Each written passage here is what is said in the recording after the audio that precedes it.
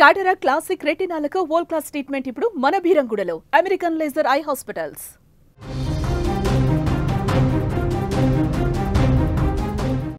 Breaking news చూస్తున్నాం. New York ఎయిర్పోర్ట్లో ప్రమాదం జరిగింది.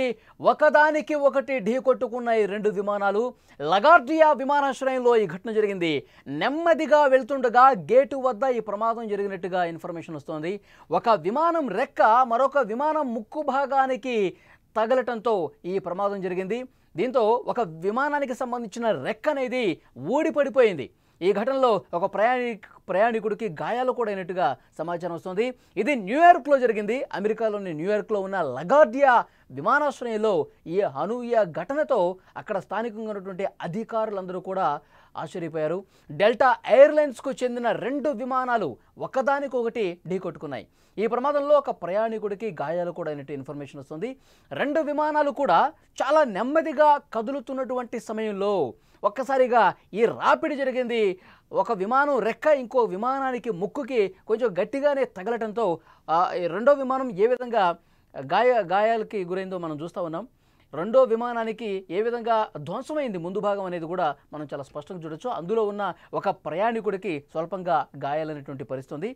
ఒక విమానం ఇంకా బలంగా తగిలి ఉంటే గనక ఆ రెక్క అదేవిధంగా ముందుకు దూసుకుపోతే ఉంటే గనక కొంచెం వేగంగా ఉంటే గనక ఇంకా ప్రమాదం స్థాయి పెరిగి ఉండేదని చెప్తా ఉన్నారు.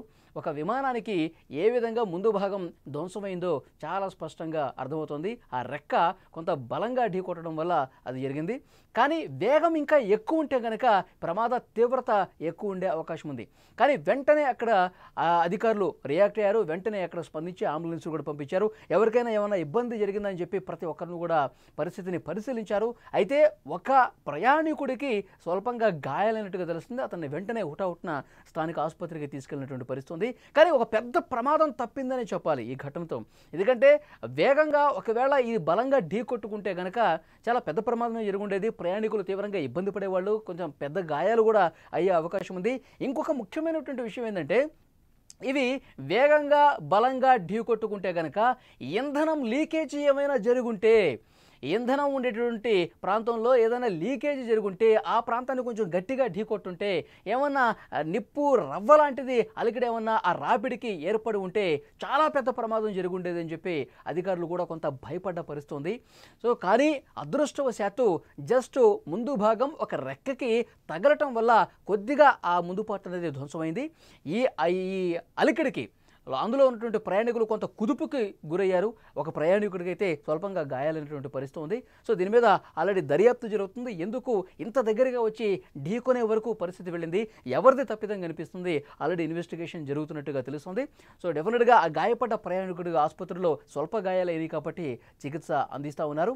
కానీ ఒక పెను ప్రమాదం తప్పిందని అధికారులు కూడా ఒప్పుకుంటున్నటువంటి పరిస్థితి ఉంది.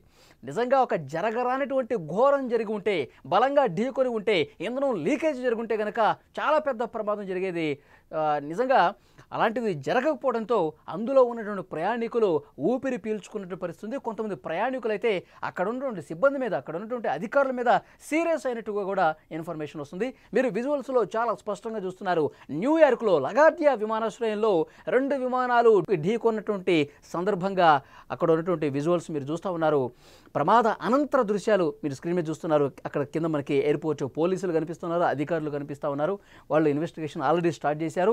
ఎందుకు ఈ విధంగా జరిగింది, భవిష్యత్తులో ఇలాంటివి స్వల్ప ప్రమాదాలు కూడా జరగకుండా ఉండేందుకు ఎలాంటి చర్యలు తీసుకోవాలి, ఇవన్నీ తీసుకుంటున్నటువంటి పరిస్థితి కనిపిస్తుంది. న్యూయార్క్లో ఈ ప్రమాదం జరిగింది. ప్రస్తుతం ఎంత పరిస్థితి అదుపులోకి వచ్చినట్టుగా తెలుస్తుంది, అంతా సద్దుమణినట్టుగా తెలుస్తుంది. ప్రయాణికులు ఆ తర్వాత మరొక విమానంలో వాళ్ళ గమ్యస్థానాలకు వెళ్ళినట్టుగా సమాచారం అయితే వస్తోంది.